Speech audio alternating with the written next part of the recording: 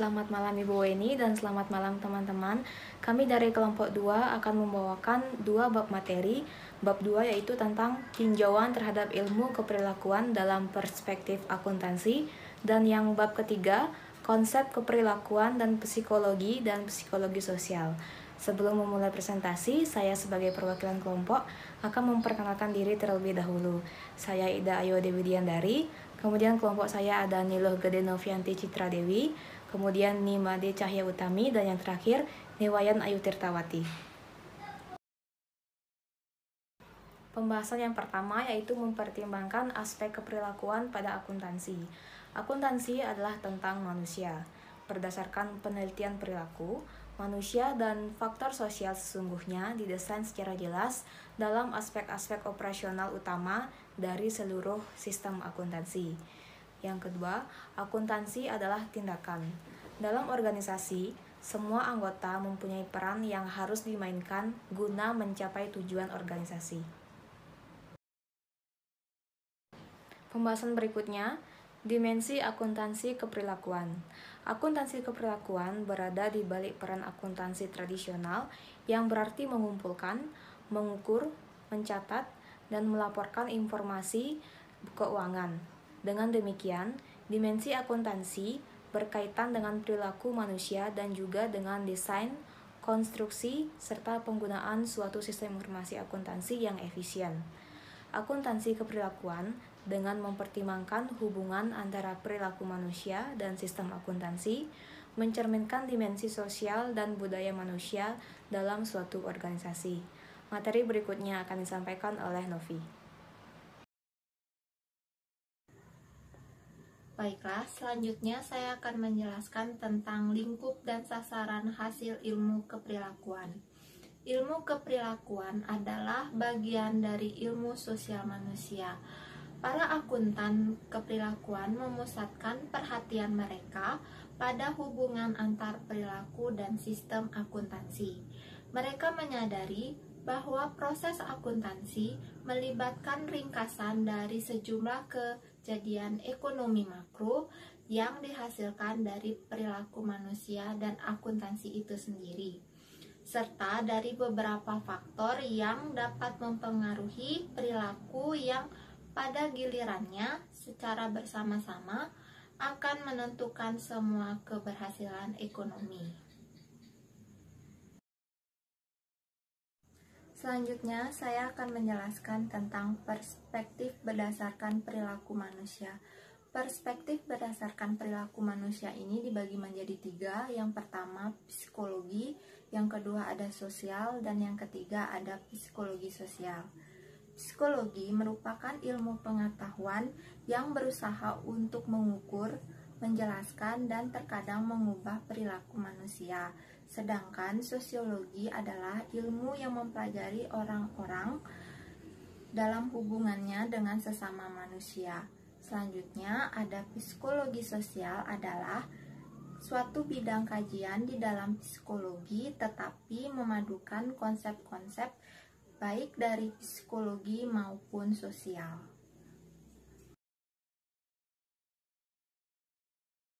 Selanjutnya, saya akan menjelaskan tentang beberapa hal penting dalam perilaku organisasi. Yang pertama ada teori peran. Teori peran merupakan komponen perilaku nyata yang disebut norma. Tiap-tiap peran berhubungan dengan suatu identitas yang menggambarkan individu tersebut. Lalu yang kedua ada struktur sosial. Studi keperilakuan manusia yang sistematis bergantung pada 2 faktor. Yang pertama, orang-orang bertindak secara teratur dengan pola yang berulang. Lalu yang kedua, ada orang-orang tidak mengisolasikan bentuk, tetapi mereka saling berhubungan satu dengan yang lainnya. Yang ketiga, ada budaya. Budaya merupakan suatu titik yang pada saat bersamaan dijadikan pedoman hidup masyarakat. Lalu yang keempat ada komitmen organisasi. Komitmen organisasi merupakan tingkat sampai sejauh mana seseorang karyawan memihak pada suatu organisasi tertentu dan tujuan-tujuannya serta berniat untuk mempertahankan keanggotaannya dalam organisasi tersebut. Yang kelima ada konflik peran. Konflik peran merupakan suatu gejala psikologis yang dialami oleh anggota organisasi yang bisa menimbulkan rasa tidak nyaman dan menurunkan motivasi kerja. Lalu yang keenam ada konflik kepentingan. Konflik kepentingan terbagi menjadi dua. Yang pertama, konflik kepentingan pekerja dan konflik kepentingan keluarga yang sangat merugikan karyawan dan perusahaan sehingga memberi pengaruh negatif terhadap kinerja karyawan.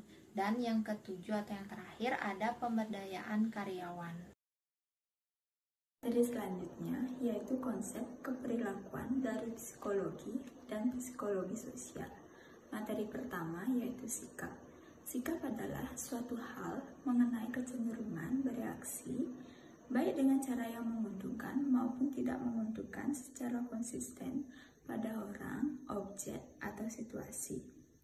Akuntansi keperilakuan mungkin juga berkepentingan dalam sikap para karyawan terhadap sebuah paket kompensasi yang diusulkan, sikap auditor internal terhadap sikap pengendalian paket perangkat lunak yang baru, dan sikap pelanggan terhadap sebuah perubahan pengemasan. Materi kedua yaitu persepsi. Persepsi pada hakikatnya adalah proses kognitif yang dialami oleh setiap orang di dalam memahami informasi tentang lingkungannya, baik lewat penglihatan, pendengaran, penghayatan, perasaan, dan penciuman. Kunci untuk memahami persepsi adalah terletak pada pengenalan bahwa itu merupakan suatu penafsiran yang unik terhadap situasi dan bukannya suatu pencatatan yang benar terhadap situasi. Materi yang ketiga yaitu nilai. Nilai secara mendasar dinyatakan suatu modus perilaku atau keadaan akhir dari eksistensi yang khas dan lebih disukai secara pribadi atau sosial dibandingkan dengan suatu modus keperilakuan atau keadaan akhir yang berlawanan. Dalam mempelajari perilaku, nilai dinyatakan penting karena nilai meletakkan dasar untuk memahami sikap serta motivasi dan karena nilai merupakan sikap seseorang. Baik, selanjutnya pembelajaran. Pembelajaran merupakan proses di mana perilaku yang baru terjadi sebagai hasil motivasi, pengalaman, dan pengulangan pada respon untuk situasi tertentu. Kombinasi motivasi, pengalaman, dan terjadinya pengulangan dalam bentuk kondisi, klasik, dan operasional. Yang pertama, kondisi klasik. Pavlov is dog. Pavlov mengamati anjing yang mengeluarkan air liur tidak hanya ketika makan, tetapi juga ketika mereka mengamati makanan. Yang kedua, operant conditioning. Pada klasik conditioning, rangsangan murni diikuti oleh sebuah balasan di mana menghasilkan respon. Pembelajaran yang bersifat prinsip telah diaplikasikan pada kebanyakan organisasi.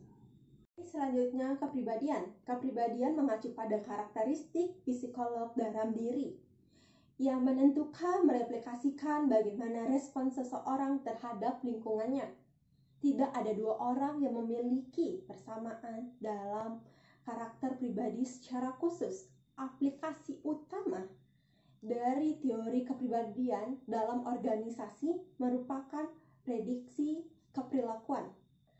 Pengujian personalitas dalam menentukan siapa yang lebih efektif dalam tekanan pekerjaan, siapa yang merespon dengan baik setiap kritikan, siapa yang pertama kali dipuji sebelum berbicara tentang perilaku yang tidak diinginkan, siapa yang memiliki kemampuan memimpin, siapa yang senang bekerja, berpartisipasi dalam lingkungan kerja.